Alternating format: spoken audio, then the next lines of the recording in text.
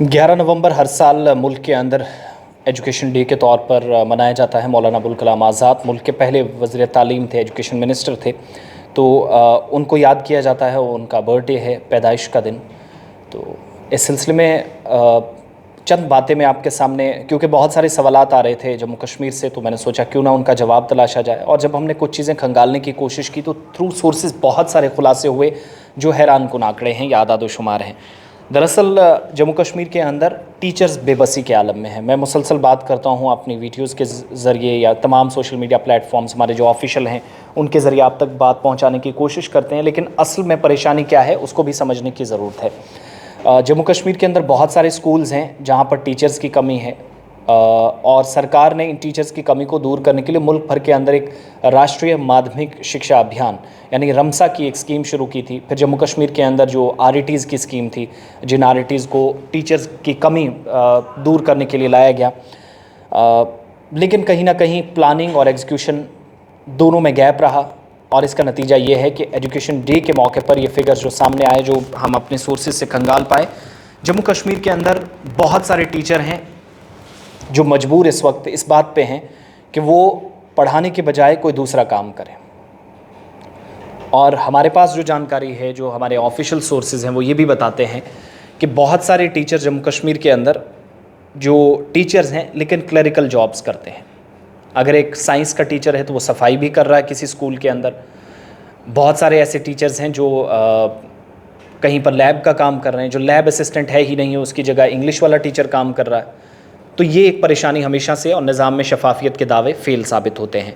जो non teaching staff इस वक्त जम्मू कश्मीर के अंदर है, गैर तदरीसी अमला जिसको आप कहते हैं, उसकी शदीद किल्लत यह है कि डिपार्टमेंट के अंदर जो बहरान पैदा हो रहा है वो टीचर्स पर दबाव का कारण बन रहा है, वजह बन रही है। और जब मैं डिटेल्स में कुछ चीज़ें अपने सोर्सेज के थ्रू हमने निकालने की कोशिश की तो पता चलता है कि जम्मू कश्मीर में एजुकेशन डिपार्टमेंट में 1989 के बाद 1989, आज 33 साल हो गए, आफ्टर 33 ईयर्स कोई ऐसा कोई बड़ा कदम नहीं। हालांकि एजुकेशन पॉलिसी 2020 जिसके तहत काम तो जिस पर शुरू कर दिया गया जिसके हिसाब से, लेकिन इन टीचर्स को कैसे राहत पहुंचाई जाए। एक टीचर अगर 4-4, 5-5, 8-8 सब्जेक्ट्स पढ़ा रहा है, क्या ये जिम्मेदारी सरकार की नहीं थी कि खाली असामी को भरा जाए, एडोकिज्म वाली जो अप्रोच अपनाई है उससे दूर निकला जाए। एक एक ZDO, एक एक चीफ एजुकेशन ऑफिसर 3-3, 4-4 चार्जेस संभाले हुए हैं। किसी एक डिस्ट्रिक्ट के अंदर वो दूसरे डिस्ट्रिक्ट को देखता है। कैसे ये मुमकिन है कि सिस्टम ठीक रहेगा। फिर बायोमेट्रिक अटेंडेंस बीच में लाई गई। अटेंडेंस क्या करेगी जब आप ऊपर से ही फेल हैं और जड़ें आपने उस जगह से काट दी हैं जहाँ पर आपको अधिकारियों को, ऑफिसर्स को तैनात करने की ज़रूरत थी। हमारी जानकारी के मुताबिक 1989 से अब तक कोई रिऑर्गेनाइजेशन ही नहीं हुई, मतलब कोई तंजीम नौ ही नहीं हुई। दोबारा डिपार्टमेंट के अंदर ये जो गैर तदरीसी अमला था, नॉन टीचिंग स्टाफ था, इसको कैसे एडजस्ट किया जाना है वो आज हम भुगत रहे हैं कि आज टीचर्स की ट्रांसफ़र करने तक सरकार जो है वो परेशानी खुद अपने लिए क्रिएट कर रही है। एनुअल ट्रांसफ़र ड्राइव, न जाने कौन कौन से प्रोग्राम्स लाए। फिर कहा गया कि स्कूलों में ऑनलाइन सिस्टम भी जारी रखा। इन्हीं टीचर्स की ये जिम्मेदारी थी जिन्होंने निभाया कोविड के दौरान, अपनी फैमिलीज़ को ख़तरे में डालकर लोगों के बच्चों को पढ़ाया। सैलरीज़ के बिना कुछ लोगों ने काम किया, अपने पैसों पे चीज़ें ख़रीदी, सारा ये सिस्टम हुआ। लेकिन एजुकेशन डे के मौके पर इस बात का अफसोस है कि 1989 के बाद, 1989 के बाद जम्मू कश्मीर में एजुकेशन डिपार्टमेंट में कोई आज के वक्त तक कोई रिऑर्गेनाइजेशन नहीं हुई। जिसका मतलब यह है कि हमारे पास इस वक्त गैर तदरीसी अमला जो है उसकी ज़बरदस्त किल्लत है, ज़बरदस्त कमी है। एक एक जगह टीचर्स कहीं पर ज़्यादा, कहीं पर टोटली कम, कहीं पर ना के बराबर, वो सारी चीज़ें देखने को मिल रही है। और जोनल लेवल पर भी ऑफिसर्स इस वक्त बड़ी तादाद में कम हैं। ये जो शॉर्टेज है ये बच्चों के लिए मुसीबत बन रही है और ये बनेगी भी। हम ये सारी चीज़ें क्लियर कर पा रहे हैं। और हमारे जो हैं CEOs जो हैं ऑफिस में, वो आज के वक्त में भी तवील मुद्दत से कई जगहों पर चीफ़ एजुकेशन ऑफिसर्स नहीं है। ये डेटा मैं खंगाल रहा हूँ, वो भी जल्द आपके सामने लाऊंगा, कहाँ पर कितने CEOs आज के वक्त में काम कर रहे हैं। इसी तरीके से ZDOs हैं। रमसा स्कीम सरकार ने लाई, लेकिन हुआ क्या कि CEO दफ्तर हों, ZDO दफ्तर हों, वहाँ पर लगातार मरकज़ी मामलत वाली जो स्कीमें हैं, सेंट्रली स्पॉन्सर्ड स्कीमें, उनके तहत काम शुरू किया गया। लेकिन स्कूलों तक क्या इसका सरकारी स्कूलों में कौन पढ़ेगा, कैसे पढ़ेगा? अगर ये सिस्टम होगा तो सीधी सी बात है कोई जाएगा ही नहीं। जिसके पास 4 पैसे हैं वो अपने बच्चों को प्राइवेट स्कूलों में जाने को तरजीहात में शामिल रखेगा। डायरेक्टर स्कूल एजुकेशन कश्मीर या जम्मू, इसके अलावा प्रोजेक्ट डायरेक्टर समग्रा, जिनको डिस्ट्रिक्ट एडमिनिस्ट्रेशन को रिपोर्ट भी देनी होती है, बताना होता है कि कहाँ पर क्या कमी है, कुछ नज़र नहीं आता।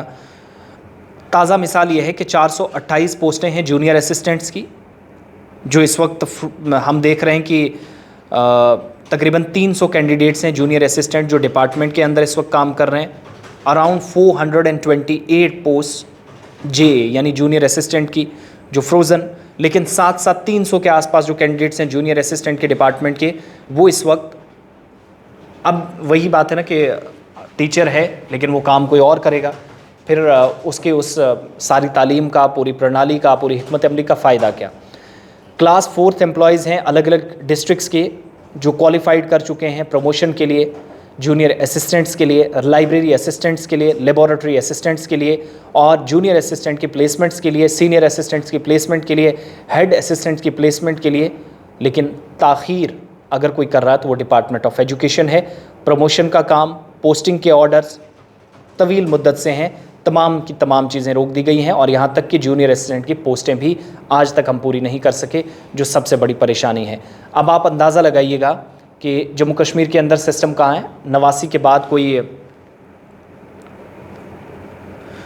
के बाद यानी तकरीबन 33 वर्षों में एक बार भी रिऑर्गेनाइजेशन नहीं हुई। जूनियर असिस्टेंट की जगह काम कर रहा है, असिस्टेंट काम कर रहा है, मैथ टीचर की जगह कई लोग सफाई तक और कई लोग सिर्फ गेट कीपर की हैसियत से काम कर रहे हैं। इस तरह की फ़ोन कॉल्स हमें मौसूल हुई, उन फ़ोन कॉल्स की बिना पर और अलग अलग सोर्सेज से पता करने के बाद कि डिपार्टमेंट के अंदर खामियां हैं।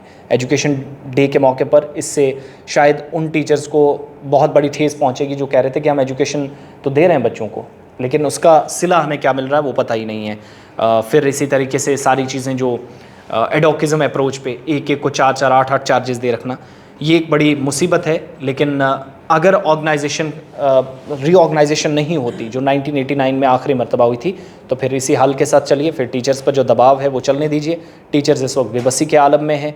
यही वजह है कि आप 15 तारीख को एक और डेमोन्स्ट्रेशन देखेंगे, उसके लिए भी तैयार रहिएगा। प्रोटेस्ट लगातार चल रहा है।